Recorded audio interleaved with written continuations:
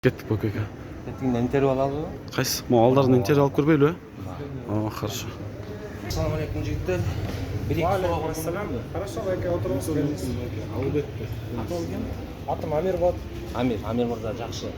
Бүгінгі күнде эмне менен алексиз? Мен азыр доставкада иштейм, пиццада, курьермин. Жақсы. Ошол күнүмдүк тапкан каражатыңыз өзүңүзгө, үй бүлөңүзгө жетеби?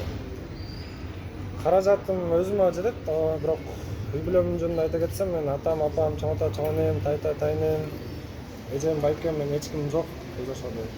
Кечиресиз. Сизге ыңгайсыз суроо берип алдык окшойт. Жок, жакшы эле баары сонун.